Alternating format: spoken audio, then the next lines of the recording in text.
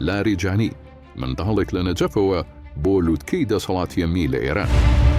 عەلی لاریجانی دەگەڕێتەوە بۆ پۆستەکەی و خامنەیش دەیکاتەکەوە سووری بەر لەشکرەکەی بەرامبەر ئیسرائیل.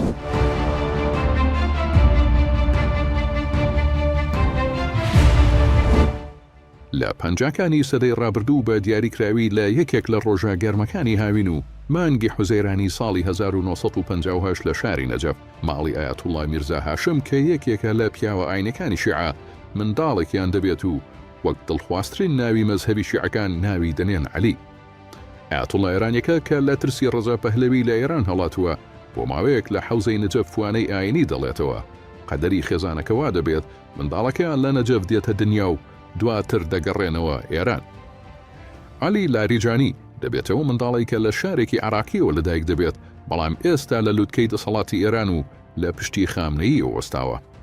لاریجانی ناوێکی دیار و سیاسێکی کاریگەری ئێرانە، ئەو کە زانستی کۆمپیوتەر و بیرکاری خوێندووە و دواتر دکتۆرای لە فەلسەفەدا هێناوە. سەرەتای هەشتاکانی سەدەی ڕابردوو دوای شۆڕشی خومینی ئەستێرەی بەختی دەدرەوشێتەوە. لاریجانی بە فەرمانی ڕابەری ئێران سەرەتا پۆستی سەرۆکی رادیۆ و تەلەڤیزیۆنی ئێران وەردەگرێت، دواتر دەبێتە وەزیری ئیرشاد و دواتر سەرۆکی پەرلەمانی ئێران، دواتریش کاندیدی سەرۆکایەتی وڵات و چەندین پۆستی هەستیار وەردەگرێت کە دیارترینیان سکرتێری ئەنجومەنی ئاسایشی ئێران بووە کە پۆستێکی هەستیار و باڵا بووە، جیانەوەی سەرپەرشتی دۆسیەی دانوستان ئاتۆمیەکانی ئێرانیشی کردووە تا ساڵی 2007 بەڵام دەستی لە کار کێشاوەتەوە.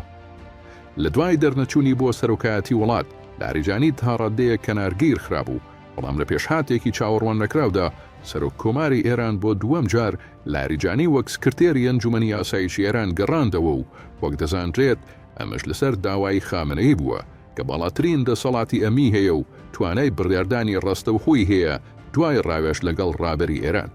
گەڕانەوەی لاریجانی دوای 2 مانگ لە هێرشەکانی ئیسرائیل بۆ سەر ئێران دێت کە گورزێکی کەمەشکینی بە وڵاتە گەیاند و نزیکەی 100 زانایە ئەتۆمی و فەرماندەی باڵای سەربازی کوشت. ئەمەش شڵەژانێکی گەورەی لەناو ئێراندا دروست کرد و دۆخەکە گەیشتە ڕادەیەک کە خامنەی تا ئێستاش جگە لە هەندێ بۆنە و دیدار لە حەشارگەکەی نەهاتوەتە دەرەوە. هەر بۆیە ئەمجارە ئێران و خامنەی دەیانەوێت لە ڕێگای لاریجانیەوە خۆیان بۆ بەرگەگرتنی هێرشێکی دیکەی ئیسرائیل کۆبکەنەوە، چکە دامەزراوە سەربازەکانی ئێران بە جۆرێک شڵەقاون یەخستنەوەیان ئەستەمە.